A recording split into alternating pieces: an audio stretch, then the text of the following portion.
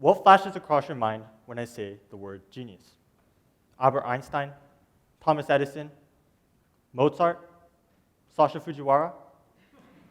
But why? Why these people? And many would point to their achievements. Einstein thought of the theory of relativity. Edison invented the light bulb. But are geniuses geniuses because of their achievements? Or is there something more intrinsic that makes them genius? Genes? How they were raised? For long, this concept of genius has puzzled me, which is why recently, in search for clarity, I looked into the history of the word. And I discovered that the word dates back centuries, with Latin origins, and was originally used by the ancient Romans to refer to an attendant spirit, present from one's birth. Genius wasn't something that you are. Rather, it was something that you had, a spirit that spoke to you and followed you everywhere. Notably, everybody had a form of genius. You could picture a genie, like from Aladdin, which, if you haven't realized, comes from the word genius. But then in the 1800s, a shift happened, and the term started being attributed to talented individuals. Terms like boy genius came about. This shift marks the beginning of our understanding of genius today. As I've gone through school over the years, I've heard the word genius get thrown around a lot. In elementary school especially, I remember people would say, "Sasha, you're a math genius."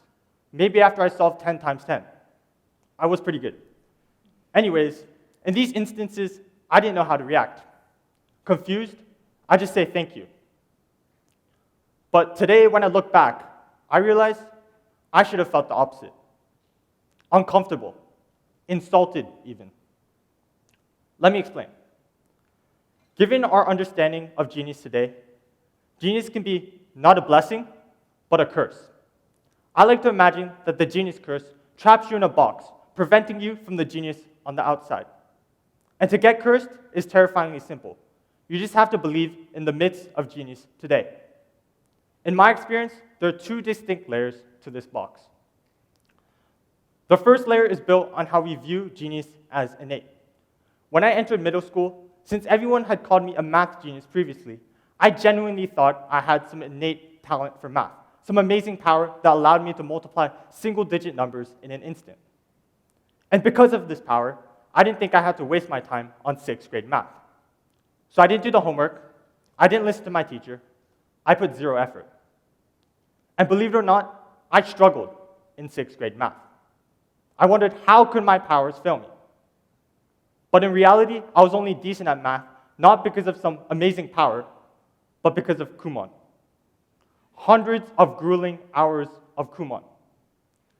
Research by K. Anders Ericsson, former professor of psychology at Florida State University, renowned as the expert on experts, highlights the necessity of deliberate practice in achieving excellence in any endeavor. If you look back at any of the geniuses you might have thought of at the beginning of my talk, they serve as a testament to this. Mozart, though touted as a child prodigy, spent thousands of hours perfecting his melodies. Edison famously worked tirelessly to invent the light bulb. Though it seems like they do these things effortlessly, the very opposite is the case. As much as we like to believe that genius just comes to you, you have to work for genius. I've also seen the flip side of this. People put zero effort because they perceive others as genius. Multiple times this year, I've heard a classmate say something along the lines of, "They're a genius, that's why they can do that. And since I'm not, I can't."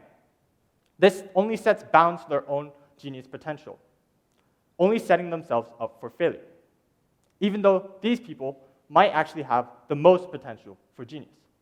Which leads me to the second layer of the box. This layer is built on how we test and develop genius. In December of last year, I had the opportunity to visit the Picasso Museum in Barcelona. From his earliest works in the Pink Age to his Cubist works, Picasso's creativity never ceased to amaze me. But what stuck with me most was the last room we visited on the tour. The pieces in this room were distinct, the figures misproportioned and unpredictable, seemingly shattering artistic conventions. I remember the tour guide described them as childlike. And they were exactly that. As if a child had drawn them, The faces were of all shapes and sizes. Noses were comically large. There were no rules. Picasso once said, "Every child is an artist. The problem is how to remain an artist when we grow up." Recounts of many geniuses reveal that they were ordinary in their childhood. What set them apart was that they held onto the childhood creativity when they grew up. Years ago, a group of scientists were tasked by NASA to develop a test to identify potential geniuses in their program. The test was used and ended up being quite successful. But curious, the researchers chose to administer the test on 1,600 4- and 5-year-olds. And they discovered, amazingly, that 98% of them fit into the creative genius category. But even more astonishing was that 5 years later, when the researchers administered the same test on the same kids after the kids had gone through more than half of elementary school, now only 30% of them fit in the genius category. Another 5 years, 12%. Childhood is inherently filled with curiosity and creativity. But as we enter school, we're constrained by rules and expectations. We're praised when we follow directions, punished when we think outside of the textbook. Schools emphasize conformity, and in doing so, they kill our inner genius. I think Einstein's quote perfectly captures this. Everybody is a genius, but if you judge a fish by its ability to climb a tree, it'll live its entire life believing that it's stupid. In a similar way, schools use multiple choice exams and timed essays to judge our genius, when in fact the true essence of genius lies beyond these measures. I believe that the current measuring stick for genius is inverted, with high test scores often indicating a loss of genius rather than its presence. If we want extraordinary geniuses, we can't be promoting ordinary thinking. So together, these two layers prevent our creativity and perseverance, two traits interlinked with genius.